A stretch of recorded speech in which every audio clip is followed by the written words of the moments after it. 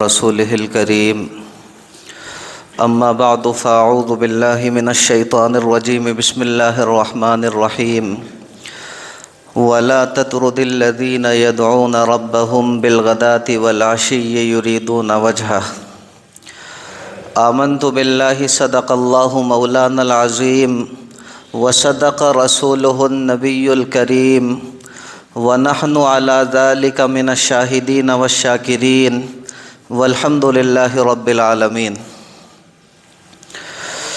میرے محترم بزرگوں، بھائیوں اور دوستوں، اس عنوان سے متعلق بیان کا سلسلہ چل رہا ہے کہ غریبوں کی تحقیر نہ کریں، ان کے ساتھ عزت سے پیش آئیں۔ کسی بھی اللہ رب العزت کے بندے کو دنیاوی اعتبار سے کمزور دیکھ کر اس کے ساتھ حقارت کا، ذلت کا معاملہ نہ کریں۔ آج بھی دیکھیں، اسی عنوان سے متعلق میں اپنے اکابر سے سیکھی گئی مزید باتیں آپ کی خدمت میں رکھوں گا۔ بس آپ اللہ رب العزت سے دعا فرما دیں کہ صحیح باتیں میری زبان سے کہلوا دے اور ہم سبھی کے لیے ان باتوں کو کارآمد اور نفع بخش بنا دے۔ دیکھیں، صحیح بخاری شریف کے اندر ایک حدیث ہے جس کے راوی ہیں حضرت ابو ہریرہ رضی اللہ تعالی عنہ۔ جتنی توجہ کے ساتھ آپ میرے عزیز بھائیوں اس حدیث مبارکہ کو سنیں گے، اتنا ہی انشاءاللہ ثم انشاءاللہ مجھے بھی اچھا لگے گا، آپ کو بھی اچھا لگے گا۔ اور اس حدیث مبارکہ کو سامنے رکھ کر جو اصل بات میں آپ کے سامنے رکھنا چاہتا ہوں، اس پر عمل کرنا میرے لیے بھی آسان ہوگا، آپ کے لیے بھی آسان ہوگا۔ تو دیکھیں، سیدنا ابو ہریرہ رضی اللہ تعالی عنہ فرماتے ہیں ان امرأة سوداء کانت تقم المسجد، کہ نبی اکرم صلی اللہ علیہ وسلم کے مبارک دور میں ایک خاتون تھی جن کی رنگت کالی تھی، یعنی رنگ کے اعتبار سے وہ کالی تھی، اور وہ مسجد نبوی میں کبھی کبھی جھاڑو لگا دیا کرتی۔ وہ مسجد نبوی کی صفائی کرنے کے لیے آیا کرتی، وہ مسجد نبوی کی خدمت کرنے کے لیے آیا کرتی۔ آگے حدیث مبارکہ کے الفاظ ہیں فَفَقَدَهَا رسول اللہ صلی اللہ علیہ وسلم، کہ نبی اکرم صلی اللہ علیہ وسلم نے اس خاتون کو کئی دن تک نہیں پایا، یعنی وہ خاتون کئی روز تک مسجد نبوی میں جھاڑو لگانے اور مسجد نبوی کی صاف صفائی کرنے کے لیے نہیں آئی۔ فَسَأَلَ عَنْهَا، تو نبی اکرم صلی اللہ علیہ وسلم نے اپنے پیارے اصحاب رضوان اللہ علیہم اجمعین سے اس خاتون کے بارے میں پوچھا کہ بھئی وہ خاتون جو مسجد نبوی میں جھاڑو لگانے کے لیے آیا کرتی تھی، مسجد نبوی کی صفائی کرنے کے لیے آیا کرتی تھی، کیا بات ہے کئی روز سے نظر نہیں آ رہی؟ اس سے آپ اندازہ لگا سکتے ہیں کہ سرکار دو عالم صلی اللہ علیہ وسلم کو ایک ایک فرد کے ساتھ کس درجہ تعلق تھا۔ وہ خاتون مسجد نبوی میں آتی، جھاڑو لگاتی اور صفائی کر کے چلی جاتی، لیکن پھر بھی وہ خاتون نبی اکرم صلی اللہ علیہ وسلم کے حافظے اور آپ صلی اللہ علیہ وسلم کی یادداشت میں محفوظ تھی۔ اسی لیے نبی اکرم صلی اللہ علیہ وسلم نے صحابہ کرام سے فرمایا کہ بھائی کیا بات ہے، وہ خاتون کئی روز سے نظر نہیں آ رہی۔ فقالوا ماتت، تو اس پر صحابہ کرام رضوان اللہ علیہ مجمعین نے بارگاہ نبوی صلی اللہ علیہ وسلم میں عرض کیا، اے نبی اکرم صلی اللہ علیہ وسلم، اس خاتون کا تو انتقال ہو گیا۔ دیکھیں، اس پر نبی اکرم صلی اللہ علیہ وسلم نے ارشاد فرمایا افلا کنتم آذنتمونی بہ، کہ پھر تم نے مجھے اس خاتون کی موت کے بارے میں بتایا کیوں نہیں؟ یعنی تم نے مجھے اس خاتون کی موت کے بارے میں اطلاع اور خبر کیوں نہیں دی؟ دیکھیں صحابہ کرام رضوان اللہ علیہم اجمعین نے اپنی زبان سے تو کوئی جملہ نہیں کہا، لیکن انہوں نے انداز ایسا اختیار کیا جس سے یہ صاف ظاہر ہوتا تھا کہ حضور وہ تو ایک معمولی قسم کی خاتون تھی، حضور وہ تو ایک کمزور قسم کی خاتون تھی، ایک غریب قسم کی خاتون تھی۔ اگر وہ مر بھی گئی، اگر اس کا انتقال بھی ہو گیا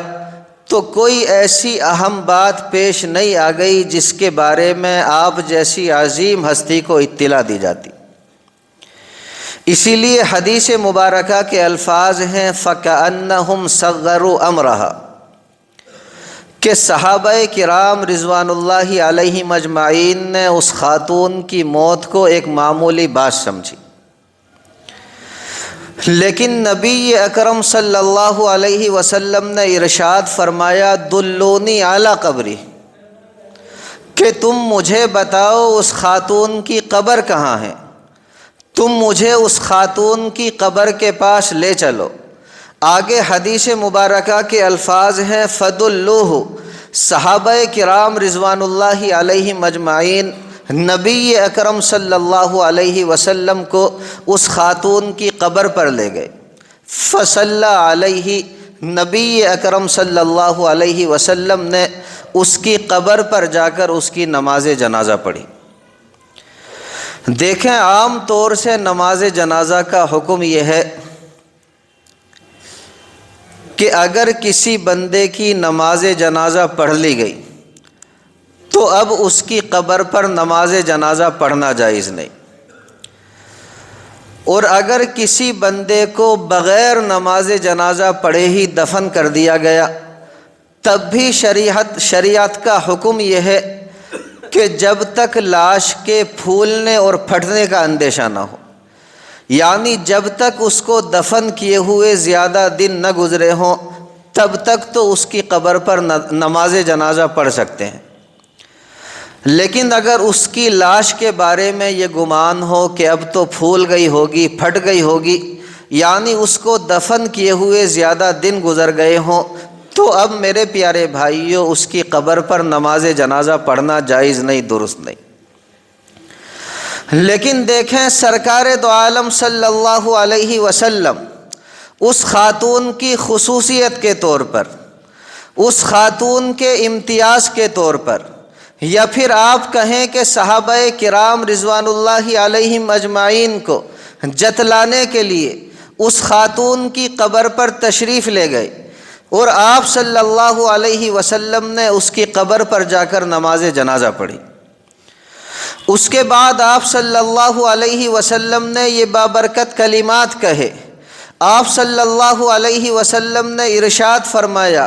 ان هذه القبور مملوءۃ ظلمۃ علی اہلھا، کہ یہ جو قبریں ہیں یہ ظلمتوں سے اور اندھیروں سے بھری ہوتی ہیں، ان قبروں کے اندر اندھیرا چھایا ہوا ہوتا ہے، ان قبروں کے اندر ظلمت اور تاریکی چھائی ہوئی ہوتی ہے۔ وَإِنَّ اللَّهَ تَعَالَى يُنَوِّرُ لَهُمْ بِصَلَاةِ عَلَيْهِمْ، اور اللہ رب العزت میری نماز کی برکت سے ان قبروں کے اندر نور پیدا فرما دیتے ہیں۔ دیکھیں یہ عمل سرکار دو عالم صلی اللہ علیہ وسلم نے اس بات پر تنبیہ کرنے کے لیے کیا کہ کسی بھی انسان کو، چاہے وہ مرد ہو اور چاہے عورت،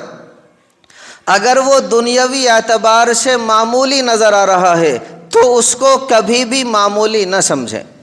اس کے بارے میں یہ نہ سوچیں کہ یہ حقیقت میں ایک معمولی انسان ہے، اس کو اہمیت دینے کی کیا ضرورت ہے، اس لیے کہ ہمیں پتہ نہیں کہ وہ بندہ اللہ رب العزت کے یہاں کیا مقام رکھتا ہے، اس کا اللہ رب العزت کے یہاں کیا مرتبہ اور کیا مقام ہے۔ اسی کے بارے میں دیکھیں علامہ شیخ سعدی علیہ الرحمہ نے اپنے انداز میں بڑی پیاری بات کہی۔ آپ نے فرمایا ہر بیشہ گما مبر کے خالیست، شاید کہ پلنگ خفتہ باشد، کہ ہر جنگل کے بارے میں یہ گمان نہ لے جایا کریں، ہر جنگل کے بارے میں ایسا نہ سوچا کریں کہ جنگل خالی ہے، ہو سکتا ہے کہ اس جنگل کے اندر جو تیندوا ہے، اس جنگل کے اندر جو چیتا ہے وہ سویا ہوا ہو۔ اس لیے ہر جنگل کے بارے میں کبھی بھی یہ نہ سوچا کریں کہ یہ جنگل جانوروں سے خالی ہے،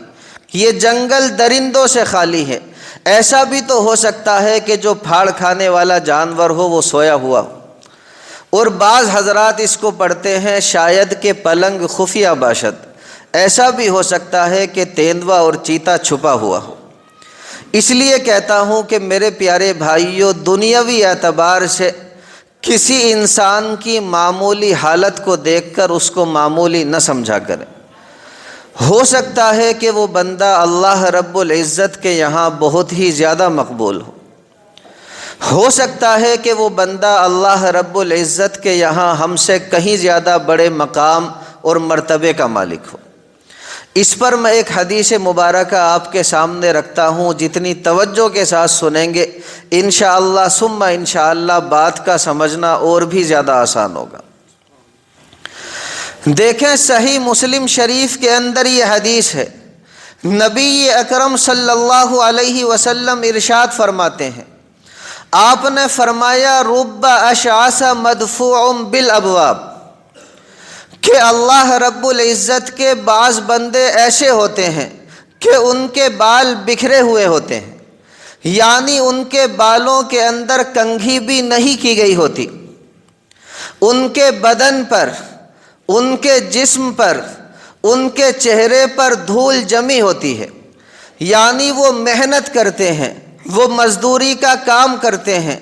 جس کی وجہ سے ان کے بدن پر اور چہرے پر دھول کی تہ جم جاتی ہے۔ ان حضرات کا حال یہ ہوتا ہے کہ اگر وہ کسی کے دروازے پر چلے جائیں تو ان کو دھتکار دیا جائے، ان کو اپنے دروازے سے بھگا دیا جائے، یعنی دنیاوی اعتبار سے وہ ایک معمولی انسان ہوتے ہیں۔ لیکن نبی اکرم صلی اللہ علیہ وسلم ارشاد فرماتے ہیں کہ اللہ رب العزت کے یہاں ان کی یہ قیمت ہوتی ہے، اللہ رب العزت کے یہاں ان کا یہ مقام ہوتا ہے، لو اقسم علی اللہ لابرہ، کہ اگر وہ اللہ رب العزت کے اوپر کوئی قسم کھا لیں تو اللہ رب العزت ان کی قسموں کو پورا فرما دیتے ہیں۔ یعنی اگر کسی کام کے بارے میں یہ کہہ دیں کہ اللہ رب العزت کی قسم یہ کام اس طرح ہوگا، تو اللہ رب العزت ان کی قسموں کی لاج رکھتے ہوئے اس کام کو اسی طرح فرما دیتے ہیں۔ اور اگر کسی کام کے بارے میں یہ کہہ دیں کہ اللہ رب العزت کی قسم یہ کام نہیں ہوگا، تو پھر اللہ رب العزت وہ کام اگر ہوتا ہوا بھی ہوتا ہے تب بھی اسے روک دیتے ہیں، کیونکہ ایسے بندے اللہ رب العزت کو بڑے محبوب ہوتے ہیں۔ اس لیے پھر کہتا ہوں کہ میرے پیارے بھائیوں، ان تمام احادیث مبارکہ سے یہ بات واضح اور ظاہر ہوتی ہے کہ اگر اللہ رب العزت کا کوئی بندہ دنیاوی اعتبار سے ہمیں کمزور اور معمولی نظر آ رہا ہے تو اس کو حقیقت میں بے حقیقت اور معمولی انسان نہ سمجھا کریں۔ آج ہوتا یہ ہے کہ ہم اپنی زبان سے تو کہہ دیتے ہیں کہ بھئی ہم سارے کے سارے مسلمان ہیں، ہم سارے کے سارے بھائی بھائی ہیں، یہ امیر غریب سارے برابر ہیں۔ ہم اپنی زبان سے کہہ دیتے ہیں کہ غریب بندے سے اللہ رب العزت کو بڑی محبت ہوتی ہے، غریب انسان اللہ رب العزت کو بڑا محبوب ہوتا ہے۔ لیکن میرے پیارے بھائیوں، جب بات ان کے ساتھ معاملات کرنے کی آتی ہے، جب بات ان کے ساتھ سلوک کرنے کی آتی ہے، جب بات ان کے ساتھ برتاؤ کرنے کی آتی ہے تو پھر ہم یہ ساری باتیں بھول جاتے ہیں۔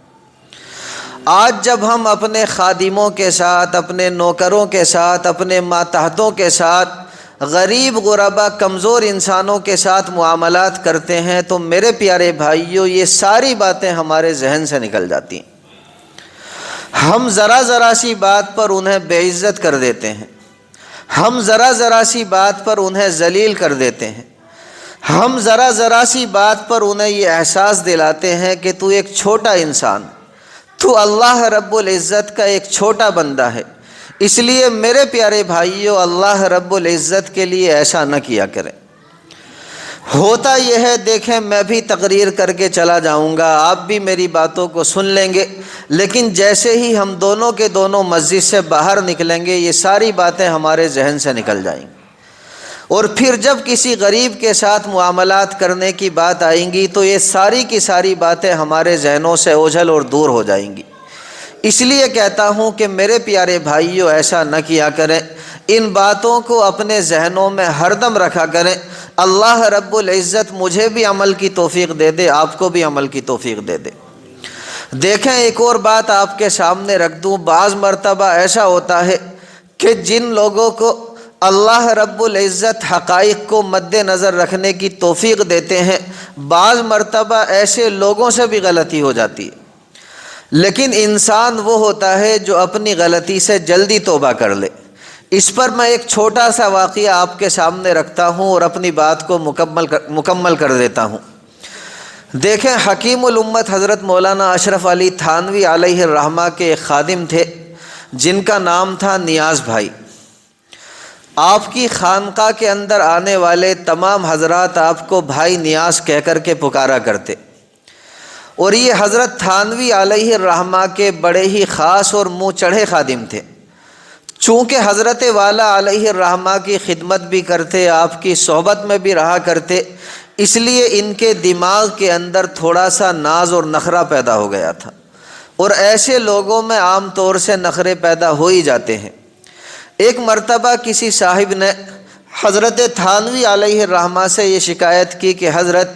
یہ جو بھائی نیاز ہیں یہ ہر وقت لوگوں سے لڑتے اور جھگڑتے رہتے ہیں، انہوں نے مجھے بھی برا بھلا کہا ہے۔ دیکھیں حضرت تھانوی علیہ الرحمہ کو پہلے بھی کئی مرتبہ ان کی شکایتیں مل چکی تھیں، اس لیے حضرت تھانوی علیہ الرحمہ کو بڑی تکلیف ہوئی، آپ کو صدمہ ہوا کہ یہ لوگوں کے ساتھ اس طرح کا معاملہ کیا کرتے ہیں۔ حضرت تھانوی علیہ الرحمہ نے انہیں بلا بھیجا، اور جب وہ آ گئے تو آپ نے انہیں ڈانٹنا شروع کر دیا، اور آپ نے یہ کہا کہ نیاز بھائی یہ کیا بات ہے کہ آپ ہر آدمی سے لڑتے اور جھگڑتے رہتے ہیں۔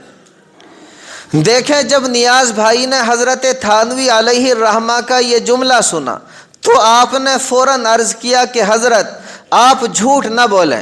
آپ اللہ رب العزت سے ڈریں۔ اندازہ لگائیں کہ ایک نوکر اپنے آقا سے یہ بات کہہ رہا ہے کہ آپ جھوٹ نہ بولیں، اللہ رب العزت سے ڈریں، اور آقا بھی کون ہے؟ حضرت تھانوی علیہ الرحمہ۔ اور حقیقت میں نیاز بھائی کا مقصد یہ نہیں تھا کہ آپ جھوٹ بول رہے ہیں، بلکہ آپ کا مقصد یہ تھا کہ جن لوگوں نے آپ کے پاس میری شکایت پہنچائی ہے ان لوگوں نے جھوٹی شکایت پہنچائی ہے، ان لوگوں کو چاہیے کہ جھوٹ نہ بولیں، لیکن نیاز بھائی نے جذبات میں آ کر بے اختیار اپنی زبان سے یہ کلمات کہہ دی۔ اندازہ لگائیں کہ ایک نوکر اپنے آقا سے یہ بات کہہ دے کہ آپ جھوٹ بول رہے ہوں تو آقا کو غصہ آئے گا نہیں آئے گا؟ میرے پیارے بھائیوں بالکل غصہ آنے والی بات ہے، لیکن یہ حکیم الامت حضرت مولانا اشرف علی تھانوی علیہ الرحمہ تھے کہ ادھر تو نیاز بھائی نے کہا کہ جھوٹ نہ بولیں، اللہ رب العزت سے ڈریں، ادھر حضرت تھانوی علیہ الرحمہ نے اپنی گردن جھکا لی اور آپ فرمانے لگے کہ استغفر اللہ استغفر اللہ استغفر اللہ،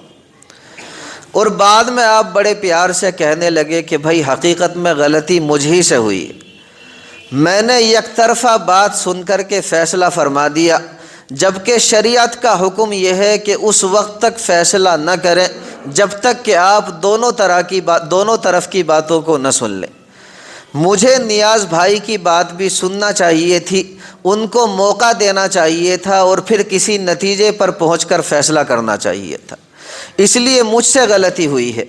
یہی وجہ ہے کہ جب انہوں نے مجھے توجہ دلائی کہ جھوٹ نہ بولیں تو میں نے اللہ رب العزت کی طرف رجوع کیا، اور مجھے احساس ہوا کہ میری غلطی ہے، اسی لیے میں نے کہا کہ استغفر اللہ استغفر اللہ، میں اللہ رب العزت سے معافی مانگتا ہوں۔ میرے پیارے بھائیوں، یہی وہ لوگ ہیں جن کے بارے میں حدیث مبارکہ کے اندر آتا ہے کہ کان وقافا عند حدود اللہ، یا پھر آپ کہیں عند کتاب اللہ، کہ یہ لوگ اللہ رب العزت کی حدود کے آگے رک جاتے ہیں، یعنی اللہ رب العزت کی قائم کی ہوئی حدود کے آگے ذرہ برابر بھی آگے نہیں بڑھتے، ذرہ برابر بھی آگے نہیں بڑھتے، بلکہ ان کے آگے اپنا سر تسلیم خم کر دیتے ہیں۔ اس لیے کہتا ہوں کہ میرے پیارے بھائیوں، ہمیں بھی چاہیے کہ ہم بھی اپنے نوکروں کے ساتھ، اپنے خادموں کے ساتھ، اپنے ماتحتوں کے ساتھ، غریب غربا انسانوں کے ساتھ، اللہ رب العزت کا کوئی بھی بندہ جو دنیاوی اعتبار سے ہمیں کمزور اور کم درجہ نظر آئے، ایسے لوگوں کے ساتھ میرے پیارے بھائیوں اچھا سلوک کیا کریں، اچھا برتاؤ کیا کریں۔ یقین کے ساتھ کہتا ہوں کہ اگر یہ عمل کریں گے، اللہ رب العزت ہماری دنیا بھی بنا دیں گے، آخرت بھی بنا دیں گے۔ اللہ رب العزت مجھے بھی عمل کی توفیق مرحمت فرما دے، اور آپ حضرات کو بھی۔ وما علینا الا البلاغ۔